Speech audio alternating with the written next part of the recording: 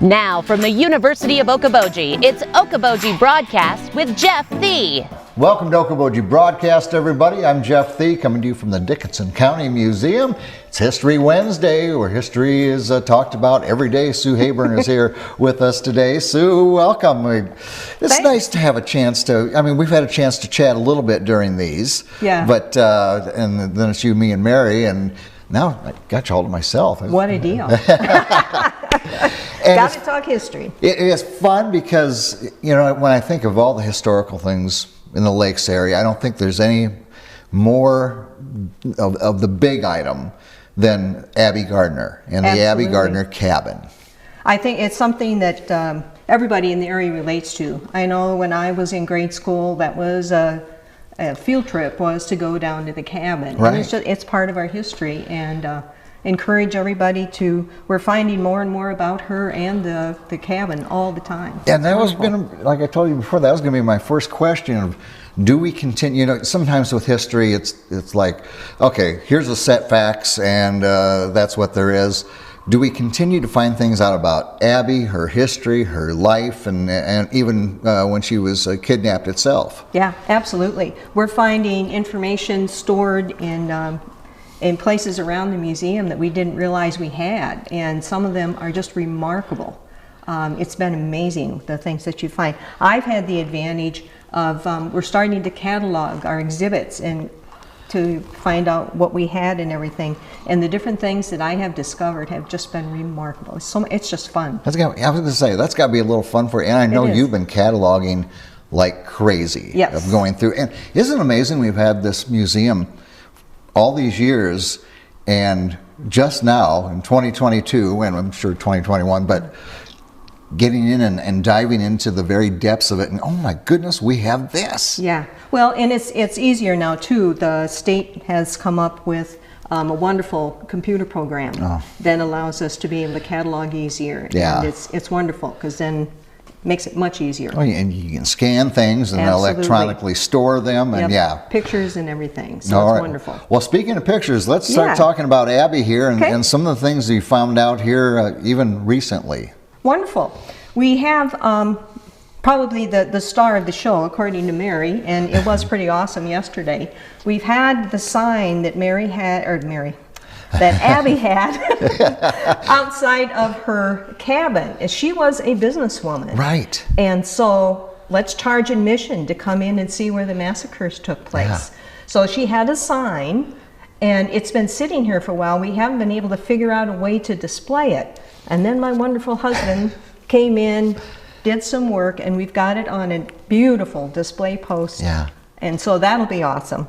And the interesting thing is, when she had that sign, she wrapped the entire cabin with lattice work. Wow. So that you could not see the cabin itself.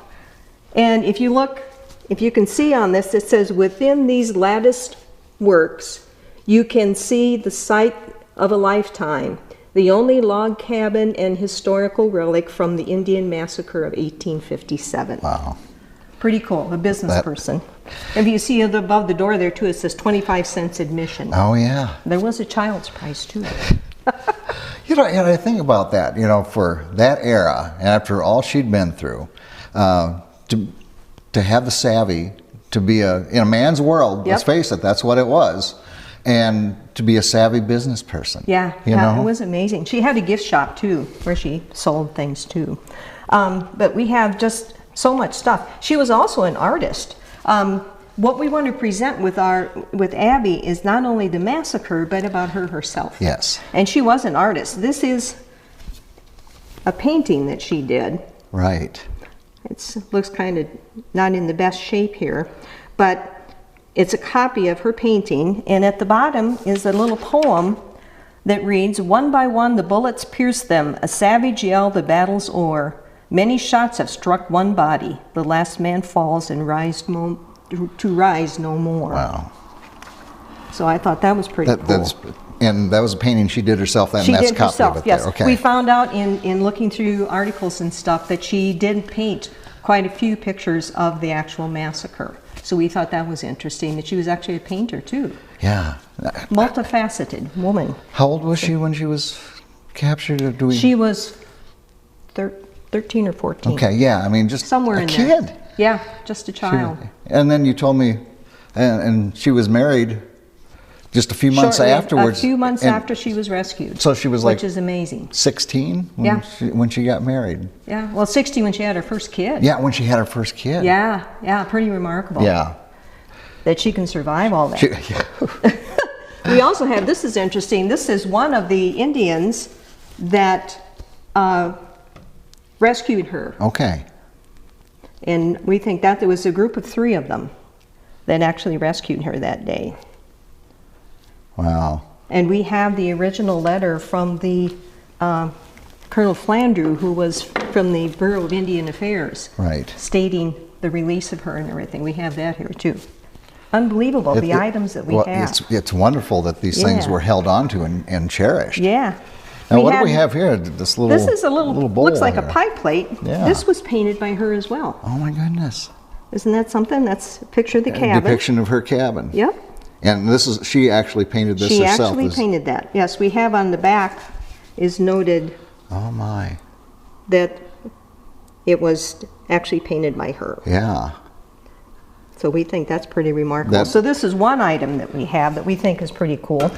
We also have this peace pipe. This was given to her as a gift from the Indians at the dedication of the monument. Oh wow. At the time. Okay. So that's pretty cool. Here, let me take a look at that. Has a little hole in it here, but otherwise it looks unremarkably. yeah.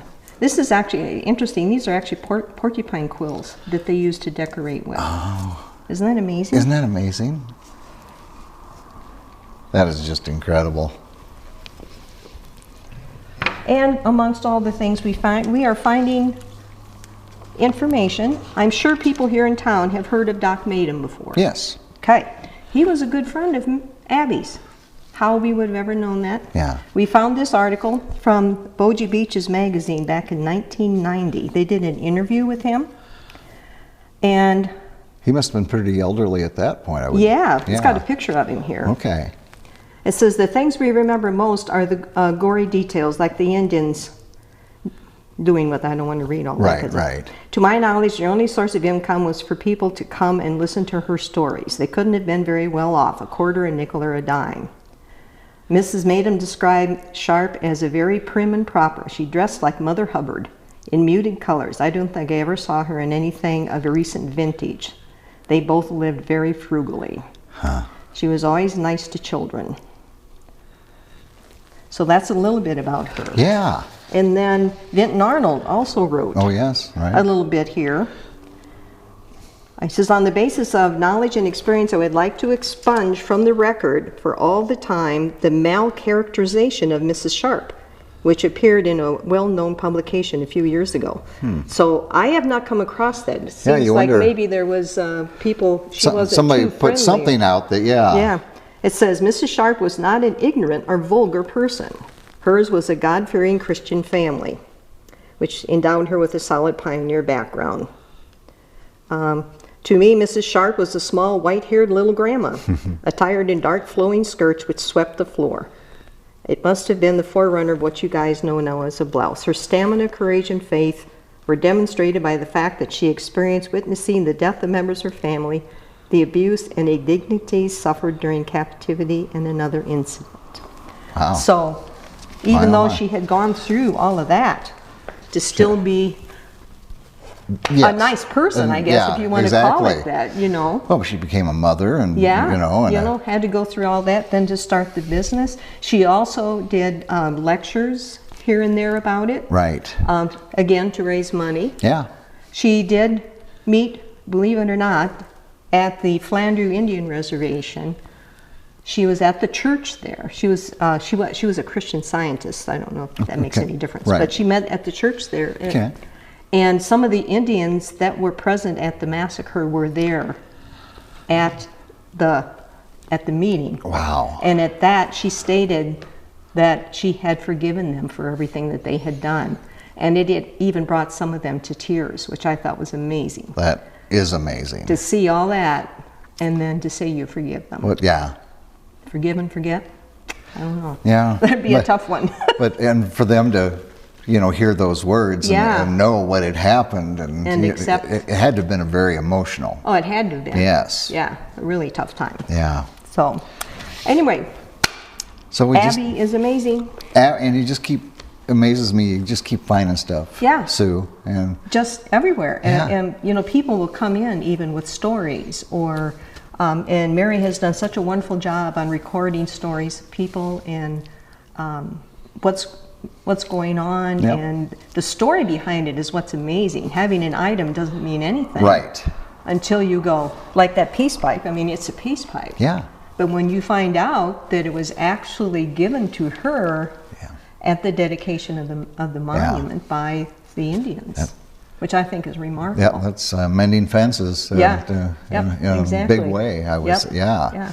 So we're hoping that the cabin itself, we're working with the Friends group there. Yeah. I shouldn't say working with, but hopefully in conjunction with them, to be able to get some more work done on the cabin, because it deserves to be brought back and to be memorialized. And it's, and with its adjacency to the amusement park and everything, Absolutely. It's a site that needs to be seen. Yeah. And part of history that needs to be told. Yeah, and I think exactly. that was one of Abbie's fears, is why she went and did these presentations, is that, I from what I've read in different things, that she was afraid, she didn't want the memory of that to be lost. Right. And it wasn't just her story. Exactly. It was others too, and to tell the tale and hand it down. And exactly. It's probably one of the few things in Lake's history that has successfully been handed down and shared, and we're still studying it. Well, for sure. Yeah. And for it to be brought out, and with all of the items that we have that just kind of keep showing up here and there, it's been remarkable. And there's going to be more, Sue. Absolutely. I don't think we're at the end of this story. No, I don't think so either. I think things will just keep rolling in, and hopefully maybe even after tomorrow we might have some people come in and say, oh, well, I think I have this, or I have that, or whatever. Yeah. And some of the items we have are from her gift shop. Oh, right. Some, she did have that gift shop area, so we do have some items from there. And then Mary sent me a slide that she must have used when she was, or was it when? Let's see. I'm having a look at what Mary sent me here. We do have glass slides that she used. It was when her grandson Albert used these slides. Correct. And I'm showing them right here. When he gave talks. Exactly. Yep. So okay, and now I'm going to be having a talk on Thursday, April 21st. Mm-hmm. These are notes again that Mary. She makes sure. Mary rules the rules. That I've got it all straight here. So I'm going to read it verbatim. April 21st, Thursday at 7 p.m. It's at the Mazer Monarch Lodge. Monarch Lodge at the Dickinson County Nature Center, that brand new beautiful lodge they have out there. And as part of History Lives, and it's going to be in conjunction with the Friends of the Abbie Gardner Cabin Group. Ed Purdy will be narrating, and so that's something to look forward to, find out even more. And we are having our Abbie Gardner Sharp open house here tomorrow, Thursday, from 9 till noon, and we're having kind of a little conversation thing at 10. Okay. So 9 to noon and 10 will be the conversation and sharing and so forth. Okay. Exactly. And let's see. Ooh, I like the way she wrote this. And, woo! Literally, in parentheses. Woo! That's so Mary. John Smeltzer will be presenting Templar Park Then and Now on the 24th of this month, on Thursday, and that'll be at 7 p.m., and that'll be part of History Lives Again, the speaker series. And so, anyway, wow. We've got a lot going on. And a lot that continues. And the conversation group in the morning still going on. Oh, we had just incredible. We've talked about gas stations. We've talked about, this morning it was restaurants. And all we did was go around Lake Okoboji, and we came up with like 40 of them. So it's been fun. And before we go, let's that sign that we referred to as we got started here, that your husband was good enough. And it's good to have a handy husband. Absolutely. My wife has no idea what that's like. And he's always so willing. That's the nice part. Boy, a nice guy and able to work with tools. So exactly. You hit money. Bingo. But the sign itself that Abbie painted for admission into the cabin was on a porcelain gas sign. Correct. And you can see the brand of oil on the back. And you looked it up as to when this oil, because I didn't recognize the name, when that oil was available to the From like public. 1910 to 1930. Yeah. Yeah, remarkable. You know, you think you got all the history you've got, and then you look on the back side, and oh, there's more. Yeah, and then you've got Google. That's wonderful. Thank goodness for Google and Wikipedia and all that good exactly. stuff. And so much information right here at our Dickinson County Museum, Sue. And come in, and you will be amazed. Well, absolutely amazed. And I know you're in winter hours right now from on Wednesdays at 10 to 3. Exactly. But it won't be long, and we'll be back to, I mean, warm weather's right around the corner. I drove through it on the way here. It's very close. Yeah, So, it'll be fun. This summer we'll be able to see open more, and we'll be able to open the rest of the museum too.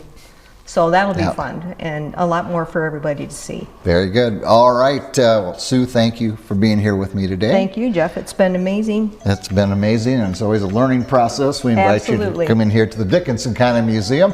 We thank you for watching us right here on Okoboji Broadcast.